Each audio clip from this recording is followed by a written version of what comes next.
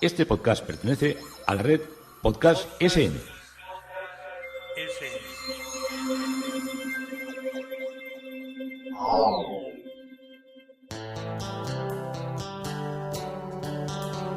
Historia con sentido. Un podcast realizado y presentado por Juan Carlos González.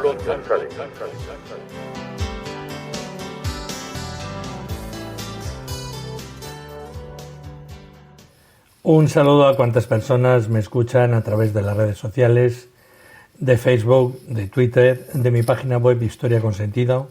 Yo soy Juan Carlos González y un día más encantado de acercaros un espacio de la historia.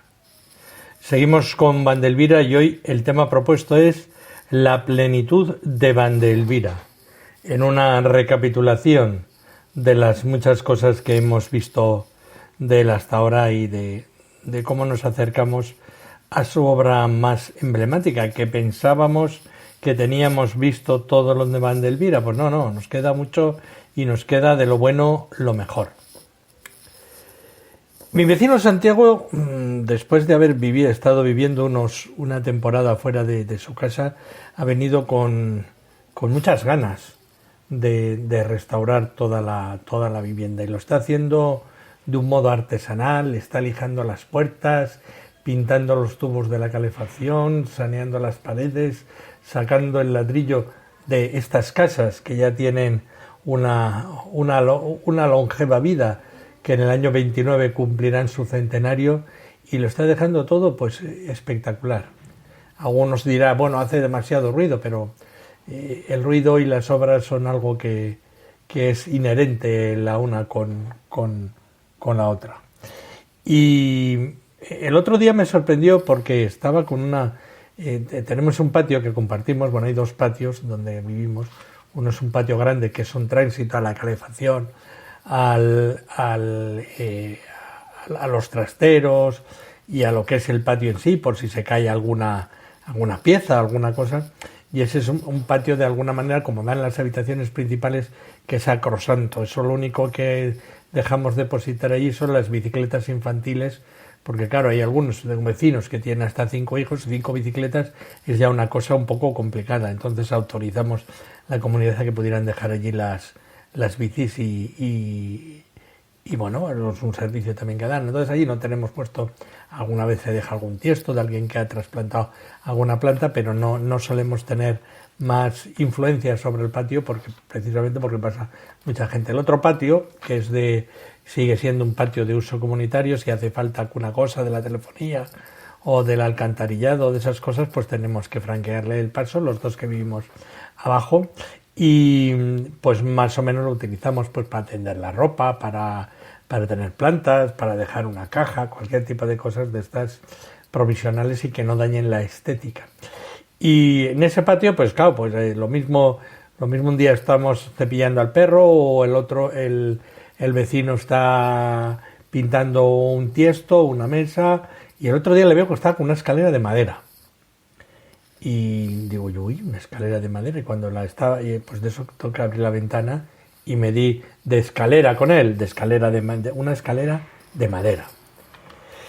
Y le digo, qué curioso. Me dice, ¿te gusta la escalera que me la estoy restaurando? La he restaurado, la ha quedado de cine, porque tiene una gran habilidad. Las cosas como son, tiene una profunda habilidad para la restauración, y le ha debido dedicar ya muchas horas, y entonces verdaderamente le estaba quedando una escalera preciosa.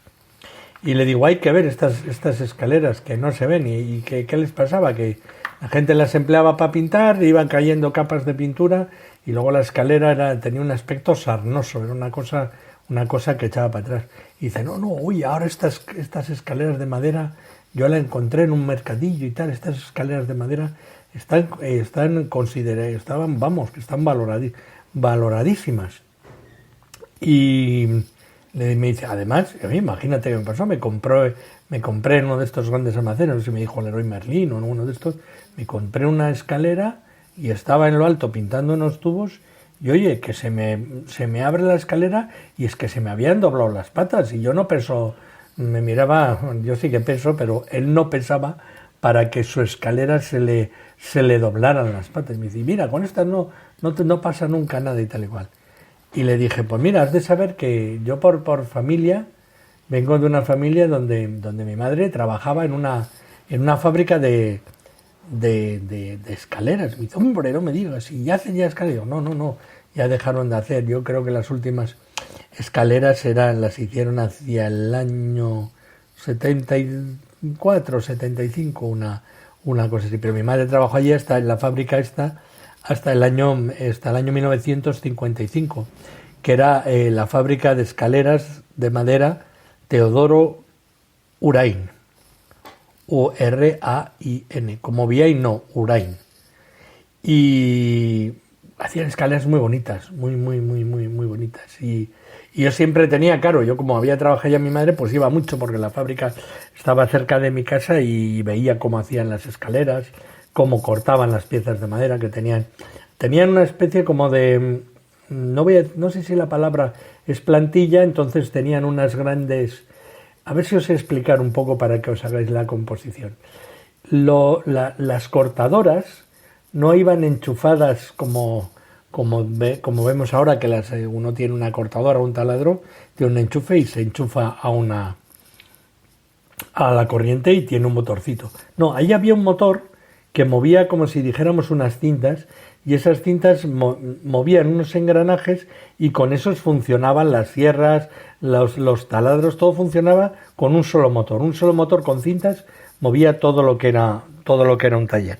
Y allí había unas personas que estaban cortando la madera, otras haciéndole los agujeritos para meter allí los tornillos.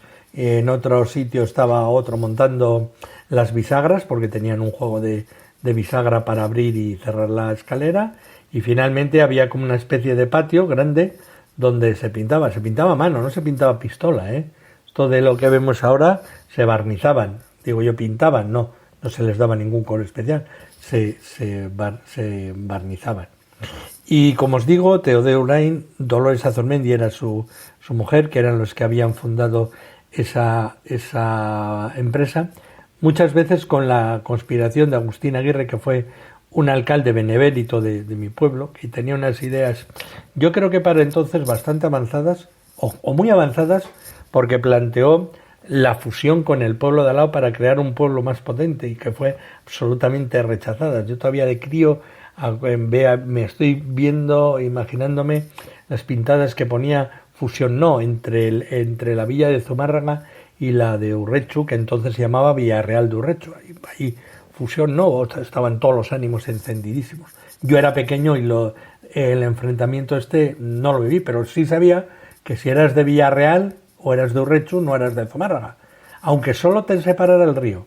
Y había como una especie yo no sé si había algo de certeza o no, los que somos de allí igual sí que lo distinguimos, pero había una caracteriología de la personalidad de los habitantes que sí que te distinguía ser de un lado o del otro del río. Me diréis, ¿esto te estás inventando un cuento? Pues probablemente sea así, pero ya sabéis que los vascos somos complicados a veces a la hora de nuestra diéresis. Y entonces esta fábrica no había así empezado. Estos venían de otra fábrica, de una fábrica de un tal Berriochoa que había en el pueblo, que era una gran empresa que se dedicaba a hacer fuelles. Los fuelles estos que son dos partes de madera con una especie como de empalme de cuero que cogía el aire, pues había una fábrica de fuelles, que es la fábrica de Berriochoa.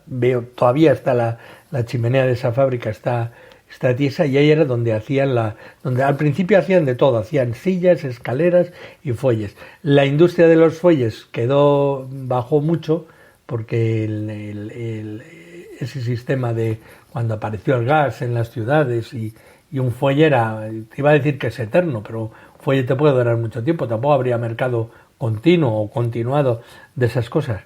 Y de hacer estos fuelles terminaron haciendo solo las escaleras, que por área geográfica de ventas y de mercado se centraban mucho entre lo que era la zona de Zaragoza, y bajaban hacia Levante, hacia la zona de Teruel. Por ahí debían tener muchos clientes por lo que me han contado y por las referencias que tengo.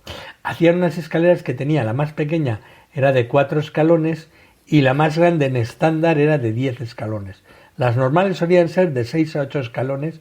Luego ya si uno encargaba, por ejemplo si era un pintor o alguien, podía encargar una escalera de hasta 12 escalones, y si ya le encargaban una obra grande le tenían que hacer un perdido considerable, porque muchas veces no tenía las piezas de madera, porque a ellos les venían las maderas ya precortadas, por decirlo. Venía un gran cuadradillo, de ese cuadradillo sacaban los listones y de los listones hacían el recorte exacto del escalón o de las partes transversales que cruzaban la escalera. Escaleras que aguantaban toda la vida, toda la vida. Te comprabas una escalera, a no ser que le metieras allí un peso sobrehumano, pero siempre veías las escaleras. Yo siempre la asocio, ahora que la he visto bien restaurada, me llama la atención en positivo, pero yo siempre las asociaba a rellenas de pintura, con muchos colorines, porque los que trabajaban en ellas no hacían la cuestión de la estética, y si se manchaba cuando estabas pintando, pues ahí se manchaba, no la estaban lijando y no la estaban dejando tan perfecta. Las escaleras de madera, las escaleras que en un mundo efímero, que todo lo hemos decidido tirar, han sido más resistentes que las que han hecho de aluminio, que pesaban menos, pero que ofrecían menos seguridad.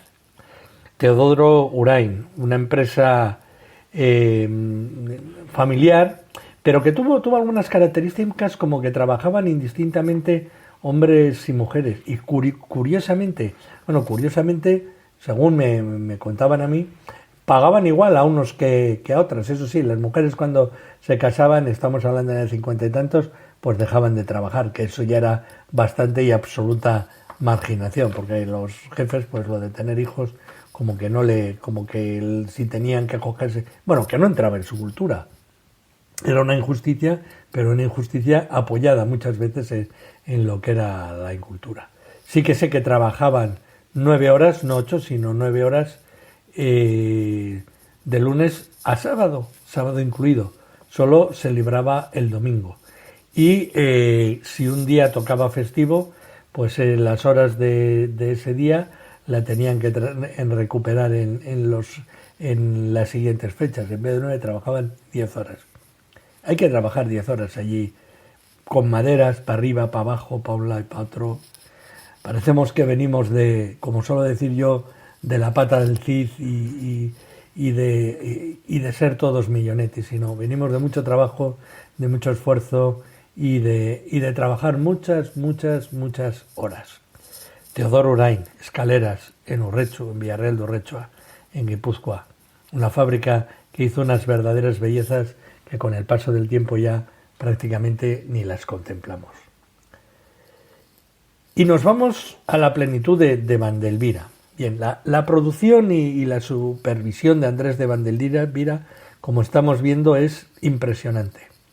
Recapitulando, como os he dicho antes de entrar en las obras de Jaén Ciudad y Jaén Capital, que es donde más belleza dejó construida, tenemos que referirnos a su madurez como arquitecto.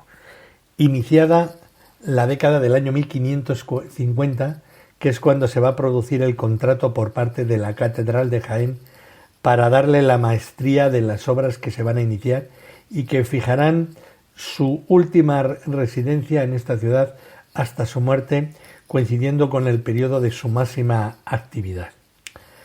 Para este gran proyecto ya habían sido llamado a consulta en el año 1548, además del propio Vandelvira, Jerónimo Quijano y Pedro Machuca. Pero al final sería nuestro arquitecto el elegido para ser el maestro mayor de la obra en el año 1553.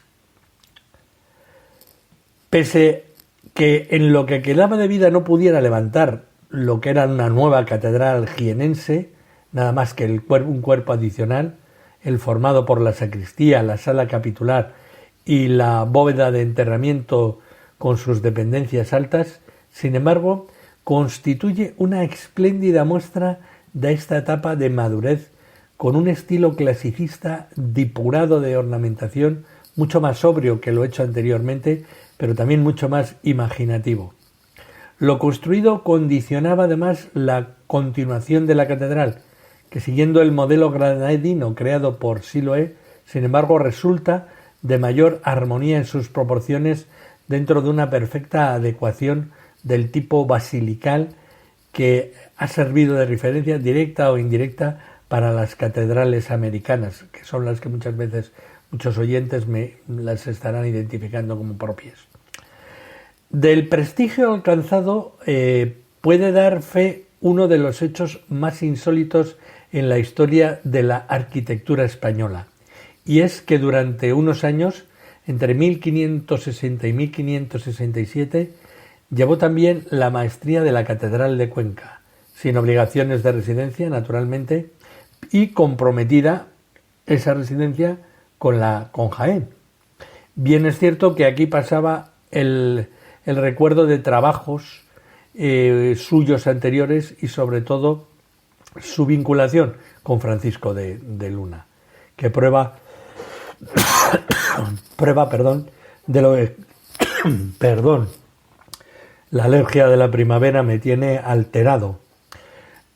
Prueba de lo cual sería, por ejemplo, la continuación del puente de San Pablo de la ciudad de Cuenca, nuevas trazas de Andrés de Vandelvira, sin olvidar la filiación estilística que guardaban varias portadas de iglesias desparramadas por todo lo que era la diócesis conquense, como hemos visto, la diócesis de Cuenca. Su reconocimiento hará que sea consultado en obras de indiscutible relieve, como el hospital que vimos también de las afueras de Toledo, por el que dio diseños para unas tribunas que luego no se realizarían. Finalmente fue llamado a consulta para las nuevas dependencias administrativas de la Catedral de Sevilla. Imaginaros, cualquiera que lleve a su mente lo que es la Catedral de Sevilla, ya estamos hablando de algo increíble. Tenéis que tener en cuenta que durante muchos siglos la Catedral de Sevilla fue el mayor templo de la cristiandad después del Vaticano. Entre el Vaticano son escasos metros. Es prácticamente igual a San Pablo de Londres, pero no llega a ser tampoco igual que el Vaticano, porque el Vaticano prohibió durante muchos siglos que nadie construyera una iglesia tan grande como San Pedro.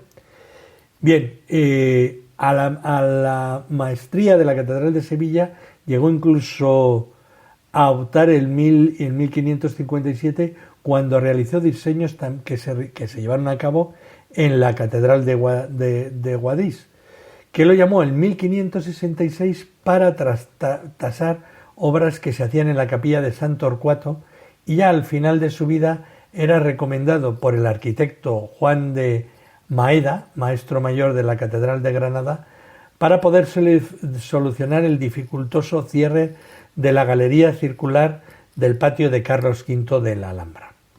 Dos rasgos singulares caracterizan la arquitectura de Vandelvira, destacándose con toda fuerza y brillantez en la última etapa de su carrera: el perfecto dominio de la estereotomía o arte del corte de la piedra, técnica constructiva con la que se realiza la casi totalidad de su obra, y una sorprendente asimilación del clasicismo, adaptándola a las tradiciones tanto técnicas o como culturales en el entorno que trabaja. Esta combinación, que puede dar una cierta imagen medieval en el aspecto exterior de edificios generalmente compactados, de gruesos muros y de cubiertas de teja, revela en los interiores modulaciones espaciales, como se apuntaba, de gran armonía, que alcanzan arriesgados y sorprendentes juegos rítmicos en las realizaciones de la década final de su existencia, simplificada en dos obras: en la sacristía de la Catedral de Jaén y en el Hospital de Santiago de Úbeda, que ya hemos visitado. En la primera, la alternancia con arcos y de hornacinas de distinto tamaño a lo largo de todo el muro, apoyados en doble columnas corintias, con idéntica arcuación en la parte superior del muro, combinan ejemplos de la arquitectura antigua con imágenes evocadoras de monumentos,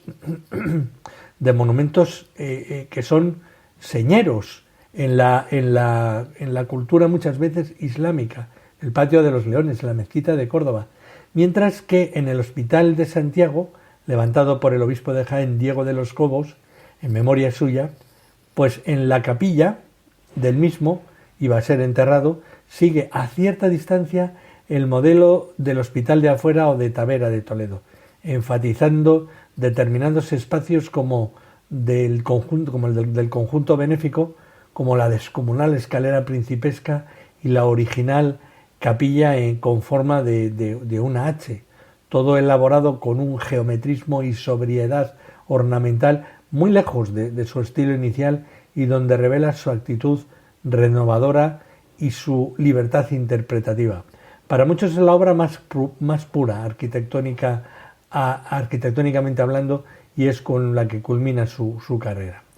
Pese a que no poseyera una buena biblioteca especializada, tan solo unos pocos libros de arquitectura mencionados en su inventario de testamentaría, entre las obras clásicas hay varias fundamentales. 2 Vitruvios, uno en latín y otro comentado en lengua toscana, 2 libros de Sebastiano Serlio, por eso hemos oído tantas veces hablar de columnas serlianas y de estilo serliano, uno de Pedro Apiano y otro del matemático francés Horacio Finet, que por supuesto destaca en su ambiente profesional en que las lecturas de este tipo eran pues bastante, por no decir escasas o nulas. El aprovechamiento de estos libros y el contacto con otros arquitectos y artistas, como se ha reseñado anteriormente, debieron resultar decisivos para la actualización de conocimientos y en general de la práctica de su profesión.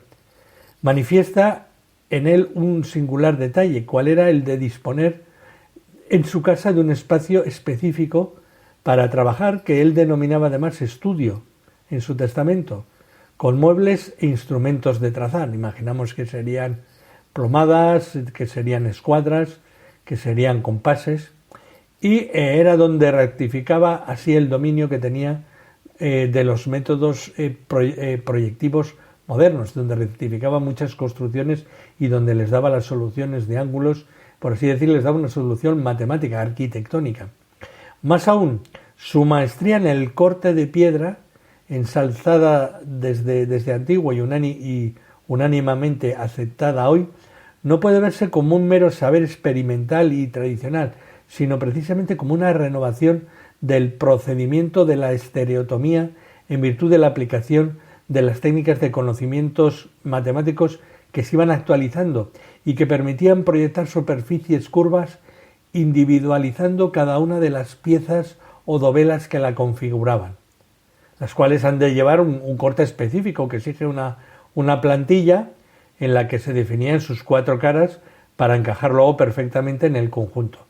Esto llevaría a Vandelvira a concentrarse y a especializarse en las llamadas bóvedas vaídas, por su forma de vela succionada, con lo que cubre la mayor parte de las naves de los templos que él realiza hoy en los que interviene.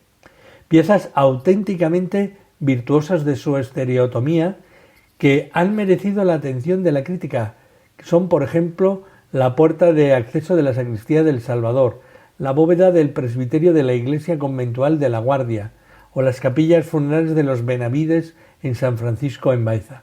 Estas 2 últimas fueron resaltadas y explicadas por su hijo Alonso de Vandelvira, en un manuscrito que nunca llegó a publicarse, pero que fue plagiado, imitado e inspiró a cuantas obras impresas sobre el particular se hicieron en España desde el siglo XVIII, del cual la copia más completa de las conocidas es la conservada en la Escuela de Arquitectura de Madrid, que lleva el título Exposición y declaración sobre el trazado de cortes de fábrica que escribió Alonso de Vandelvira, por el excelente insigne arquitecto y maestro de arquitectura don Bartolomé Sombigo y Salcedo, maestro mayor de la Santa Iglesia de Toledo.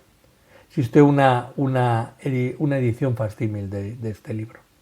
En otra anterior, en 1646, se consideraba más fiel al original por su autor, el también arquitecto toledano Lázaro de Goiti, que aseguraba en el prólogo que trataba de imitar, por ser de los Vandelvira, los mejores canteros y cortistas que se han conocido hasta hoy en España, y que más suntuosas fábricas de cantería hicieron, particularmente en el obispado de Jaén. No conviene olvidar la amplia y completa experiencia constructora que desde sus inicios como cantero en proyectos ajenos o en proyectos propios, como maestro o arquitecto, recabó de muy diversos comitentes, poderes públicos, comitentes en los que le encargaban la obra, los comendados para hacer la obra, poderes públicos, eclesiásticos y particulares, que le condujo a abordar prácticamente todos los tipos arquitectónicos, templos, palacios, ayuntamientos. Además del aludido de San Clemente, hay noticias documentales de otro desaparecido en Lucena, en Córdoba. Incluso se le ha atribuido el antiguo de Úbeda, castillos, como el de Sabiote, que ya visitamos, y el de Canena, fuentes, cantidad de cosas de tipologías muy diversas, en consecuencia, y que donde se ven todas las trazas estrictamente arquitectónicas, como son las citadas, todo lo que es un compendio inmenso de unas características de ingeniería. En este último apartado, además del puente de San Pablo de Cuenca, reformado por él, el puente de Ariza, cercano a Úbeda, encargó el concejo, encargaron obras. A ver, quiero, en vez de irme por las ramas, quiero recordaros que lo que hace, que hay muchas obras que van apareciendo en los archivos que no llegaron a realizarse. Algunas porque no había dinero, otras porque cambiaron de proyecto y otras porque cambiaron de planificación.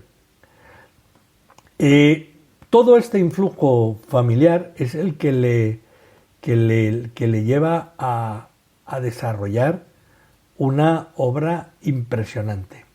Una obra impresionante que es la que describe Ceán Bermúdez y que os hablaré de él en otro capítulo cuando os diga cómo interpreta Ceán Bermúdez a Andrés de Vandelvira, porque creo que para él tiene mucha...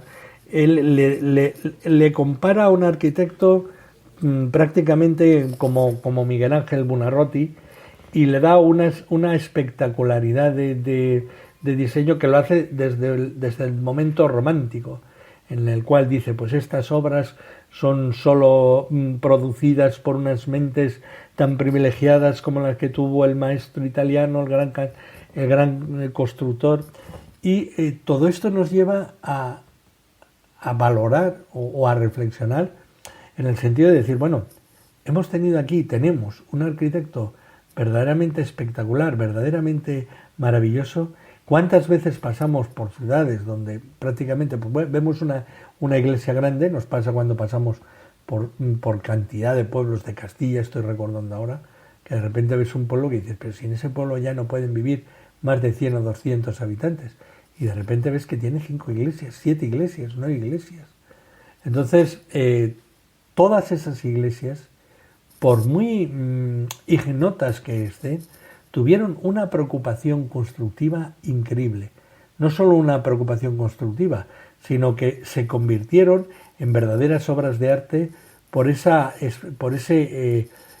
no quiere decir que no se hicieran otras obras de arte en palacios y en otras edificaciones, pero las iglesias, como tenían una función cultural, pues se evitaba que se tiraran abajo. Algunas se tiraron, Unas se tiraron y va uno a Estados Unidos y se encuentra en museos, se encuentra retablos, se encuentra portadas, se encuentran claustros que dicen, pero todo esto ¿dónde ha salido? Y te encuentras de un pueblo de Sevilla, de un pueblo de Córdoba. Todo eso pasó, ¿no? Pero, como os digo, tenemos siempre que ver a Andrés de Vandelvira con todo lo que es su peso histórico, y no nos cansaremos nunca de ver y de poder visitar sus obras con una...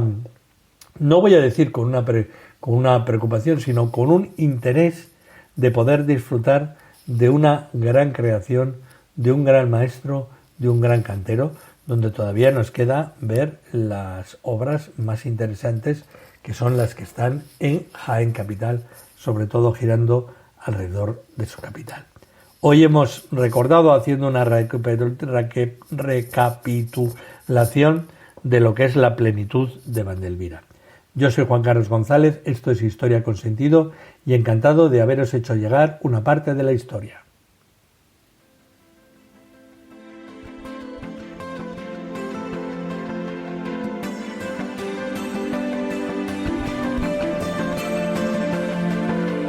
Hasta aquí un episodio más de Historia con Sentido.